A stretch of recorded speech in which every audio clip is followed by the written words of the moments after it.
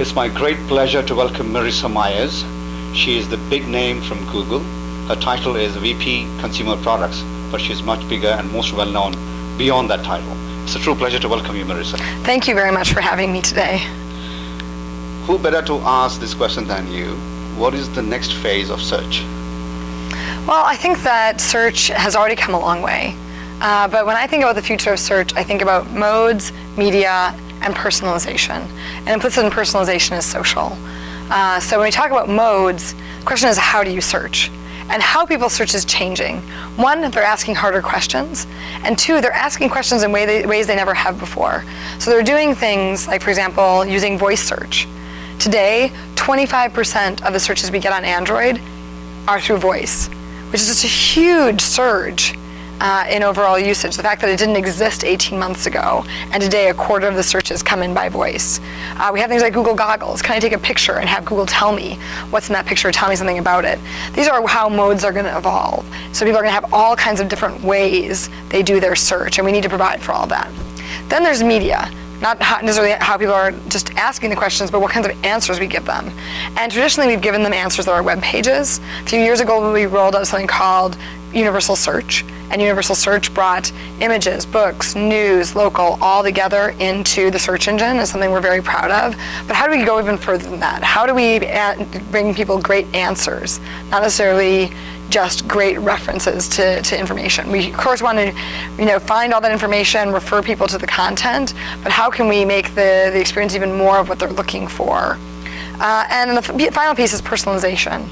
How can we take what we know about the user? On your phone, we might know where you are, and we might be able to tell you something about information around you. How can we take things like the searches you've already done, things you already know about, and customize the answers? These are the types of things that are going to be really exciting in the future of search. So we're anxious to see where it goes in the future, and we think it's just getting started. So I guess you can't escape the next topic, which is social. Okay, everybody talks about social. I think there is still a stability to come in that space. So Google has a big role to play there. The question I'm asking is, people are using networks, which are the personal networks. Okay, so when you look at entrepreneurs and you look at acquisitions, they look up to companies like yours. So what do you have to tell the entrepreneurs who are building those platforms and technology to tag along with you? Well, I think that we look for all kinds of things. We look to, last year in 2010, we did almost an acquisition a week. And so there's lots of opportunities to work with Google, to be bought by Google, and we're looking for sometimes products that are a great strategic fit for something at Google. Maybe you integrate great with Google Analytics, maybe you integrate with Google Local, maybe you integrate with search. There's all kinds of opportunities there. We also are looking for great talent. So there's some companies where you might say, well, our product is good, but it's never going to be as big as Google. But that said, we'd like to contribute. And so there's a lot of times when we do a talent acquisition and bring people in, have them start working on some of our core products.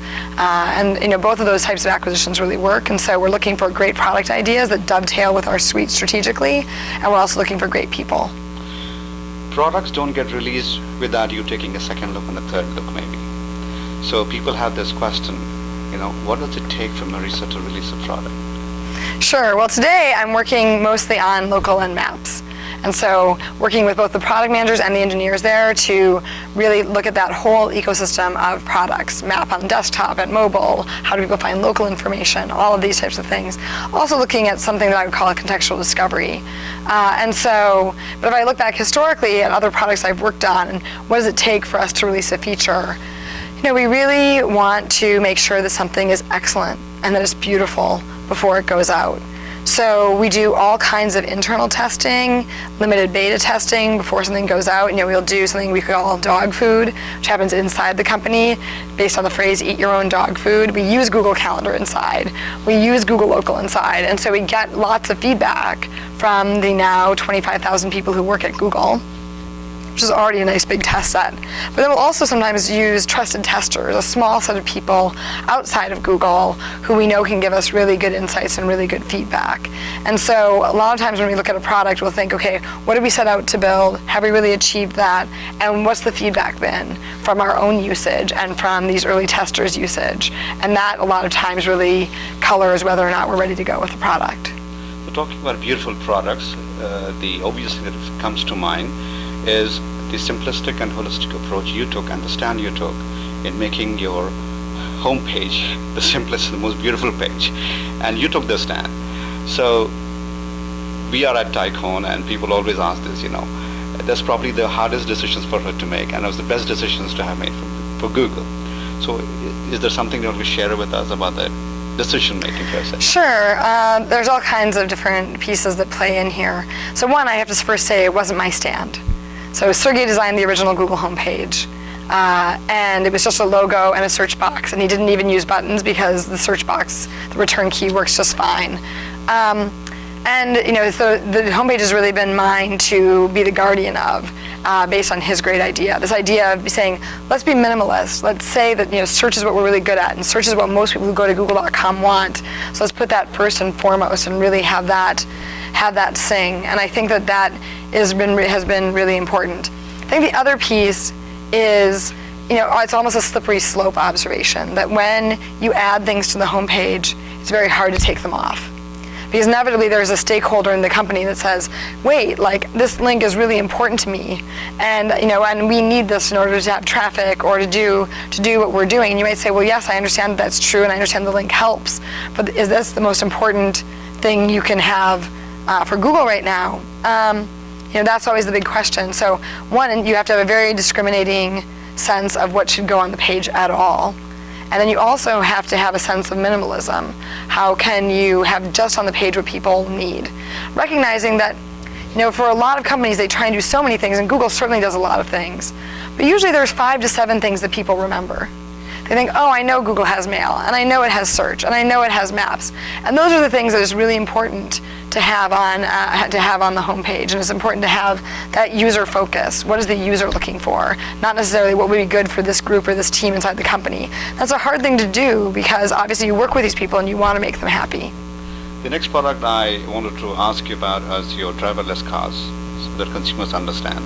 Yeah, I think you have about 5 already out there, and you've got some great resources from DARPA that you brought to Google. So would you like to share some info on that? Sure. We have a project around driverless cars. Our cars have already driven some number of miles on the California highway system. And for us, we really think that driverless cars, it may not seem like it, but they're very related to search. Because search is about taking all kinds of input and finding just the right signal. So is driving. How fast are the cars around you going? Where is the exit? All these different sensory features and feedback that's coming in to the car. How do you take all that, integrate it, and come up with the right decision? When are you turning? When are you passing?